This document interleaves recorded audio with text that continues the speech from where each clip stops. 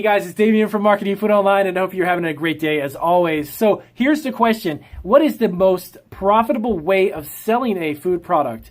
And what are the different ways that you can actually do it if you're creating a food product in a very large batch and breaking it down into individual products?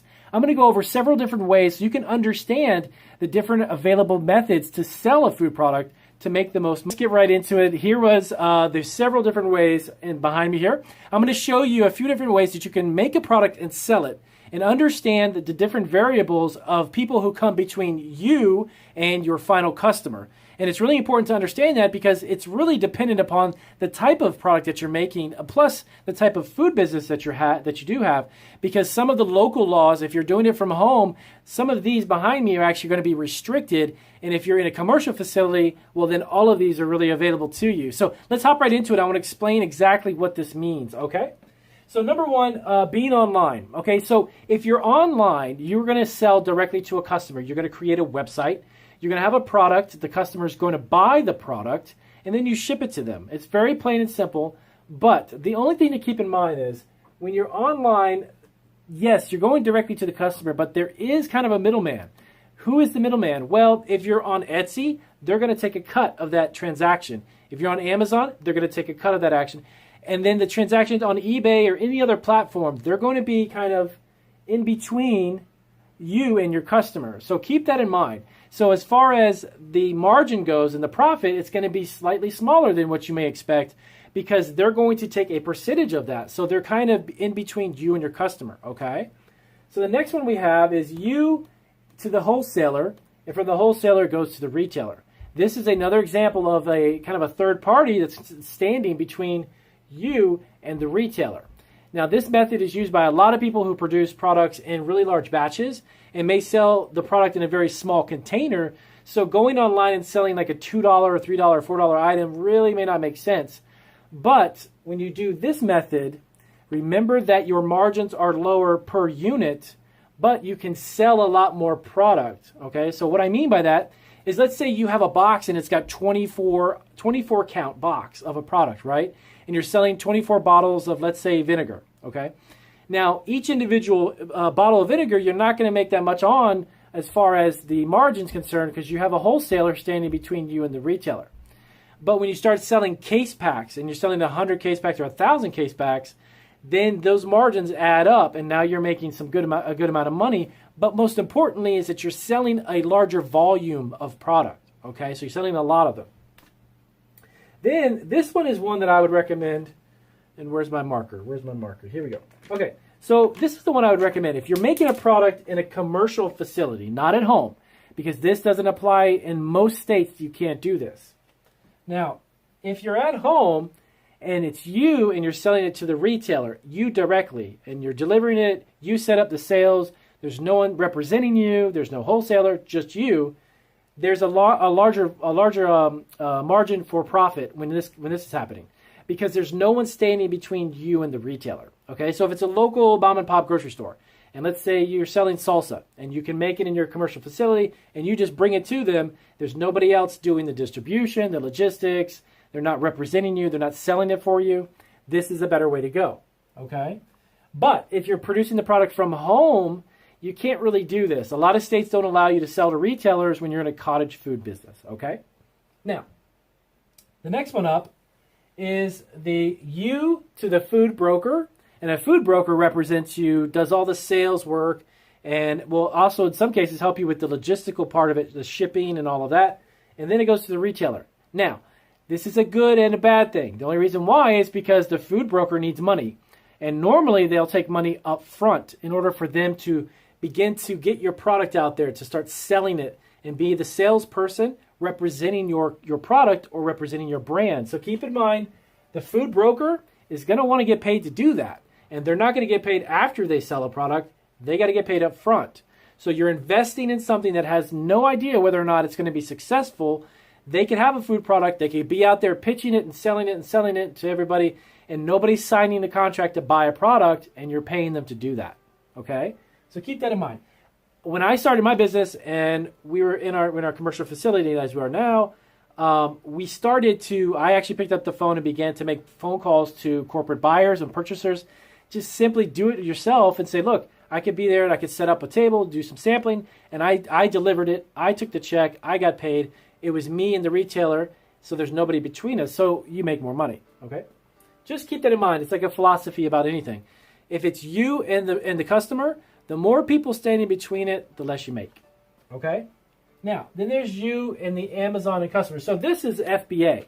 Again, this is a method that we use for some of our products here in our facility, that we utilize Amazon FBA, which is fulfillment by Amazon. So they act kind of like the retail store, okay? But they do take a cut, okay? Amazon has to make money, so they take a higher cut to fulfill the order.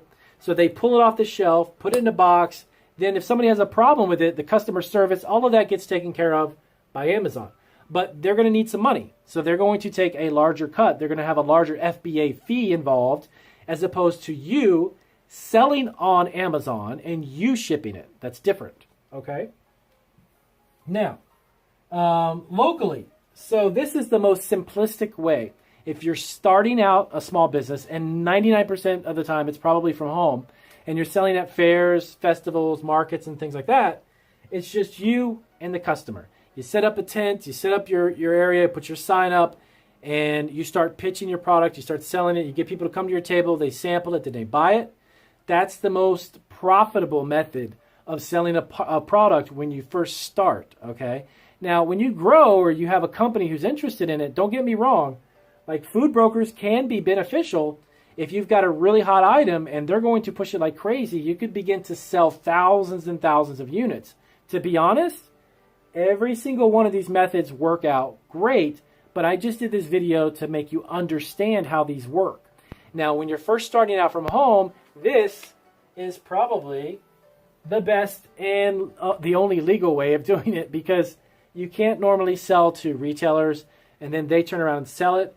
Cottage food business laws, most of the time across the board, dictate that you have to sell it to your customer and you have to give it to them and you're done, okay? So, don't get me wrong, all of these can apply and they can make you money, but just remember, more people that stand between you and a customer, the less per unit you're going to make.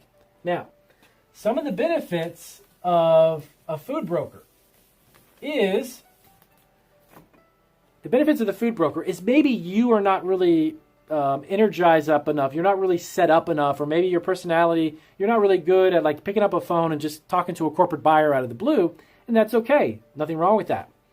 Food brokers do that for you. But the other great thing is, most food brokers actually have existing relationships with grocery stores, grocery chains, grocery buyers, and they could get your product in stores faster, larger orders, and represent you in a much more professional manner, okay? So don't get me wrong, food brokers are great, okay?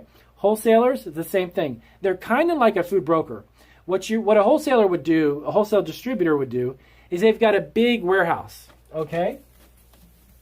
So let me show you this really, really quick. I'll show you. So here is the big warehouse. Okay, here's the house. And what it is the wholesaler. So now the wholesaler does this. On this side, you have all the retail stores, okay? Retail stores. And what they do is they're going to buy products from the wholesaler. Well, the wholesaler needs to get it from somebody. So the food manufacturers, okay? So the people who make foods, maybe it's even you. And you do it in a commercial kitchen and you sell it to a wholesaler. They're going to stock it in their warehouse, okay? And it's going to be thousands of foods. Normally, it's tens of thousands of different products. They may be having 5,000 or 6,000 different products to choose from. So these retailers have to find products from somebody, and it's got to be a food distributor. So these wholesalers will do that. And what they're going to do, these food distributors will stock in their warehouse all of these different varieties of products, and they'll tell the retailers, hey, here's our catalog. We have a ton of different products to choose from. You pick out what you want, and we'll distribute it to you. But they're going to constantly be reordering from you. So they're going to kind of represent your product and do the shipping. Now, the wholesaler actually buys the product from you. But normally, they're not going to give you money up front. It's normally 30 or 60 days net. That means that you're going to give them the product in advance. In about 30 days, they're going to send you a check for that, or 60 days. Okay? And that's traditionally how it works with food distributors. They're not going to pay you the second you give them the product. It's done. Here's your check. Have a great, thank you so much. Have a nice day. That's not how it works. So the retailer will get it from them, and then they'll ship it back to they'll ship it the order to the retailer. So they keep bringing in new products back and forth. They may change up their product selection. They may try a product and it doesn't sell. They're not going to order it again. They'll order something else. So this is another way that those distributors work, okay? Those wholesalers. And this is a good way to go, but keep in mind that the wholesaler has to mark up the product too once they buy it from you. And they're going to buy it from you at a lower price. So I do hope that that kind of gives you an understanding of the different methods of selling a product, the different ways that you can sell it, okay? And remember, the fewer people between you and your customer, the more money you're going to make. So I keep my videos short and sweet and to the point. I hope that helped you out. If it did, do give me a big thumbs up. I thank you guys as always. If you have any questions, just let me know down below. If you're not subscribed, subscribe to my channel. I've got over 400 videos to show you how to create a food business or just start a food product and get it online. Maybe you want to get it locally. However you want to work it. I also have consulting. So if you're looking for more one-on-one help, I have that available. Check us out, marketingfoodonline.com. Thanks, guys. Take care.